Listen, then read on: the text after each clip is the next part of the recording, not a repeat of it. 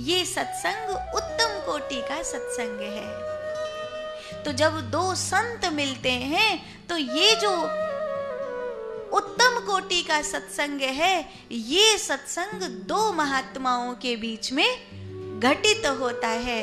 जान ले कोई जान निहारा, कोई जानने वाला तो जान लेता है, बाकी किसी को कुछ समझ में आता नहीं है। तो जब विश्वामित्र जी और परशुराम जी दोनों मिले, तो उन दोनों के मिलन से जो उन दोनों की मुस्कुराहट थी, जो उन दोनों का एक दूसरे से मिलना था, इतना प्यारा था।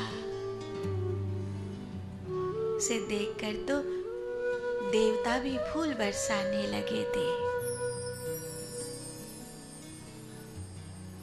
दो अवतार एक जगह खड़े हैं।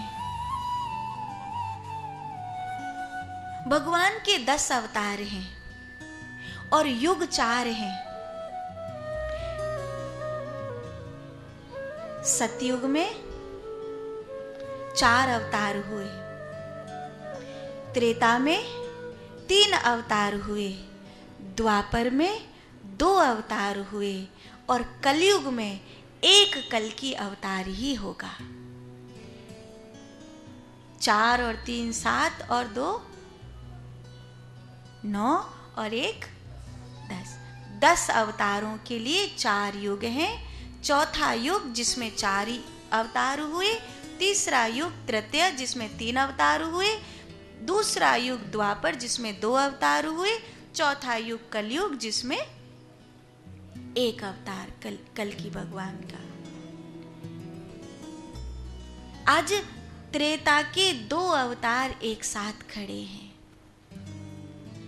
परशुराम और राम। क्या होगा जब इनका संवाद हो? तो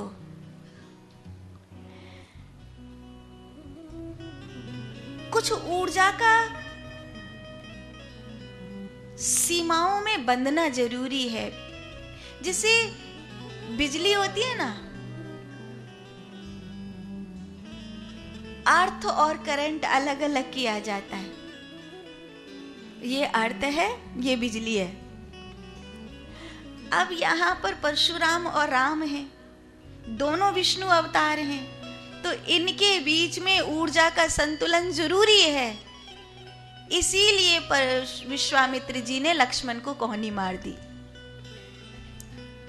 और जब परशुराम जी चिल्लाकर कह रहे थे किसने ये धनुष तोड़ा है, और हे मूढ़ जनक, तेरी सभा में ये किसने किया, आज वो मेरे हाथों जीवित नहीं बचेगा, उसका नाम बताओ। और ये और वो राजा है जो जनक महाराज हैं और शांत हैं, और ये ब्राह्मण हैं और ये उग्र हैं। दोनों विपरीत परिस्थिति दिखाई दे रही हैं। एक क्षत्रिय होकर भी शास्त्र लिए खड़ा है, एक ब्राह्मण होकर भी शस्त्र लिए खड़ा है। ये कैसी विपरीत परिस्थिति है। और जनक मूढ़ नहीं है, विदेहराज हैं, ज्ञानी है, वो ब्रह्म ज्ञानी महात्मा है। महाराज शिरध्वज जनक, भक्ति उनके घर बेटी बनकर खेल रही है। इससे बड़ी पात्रता और क्या होगी उनकी।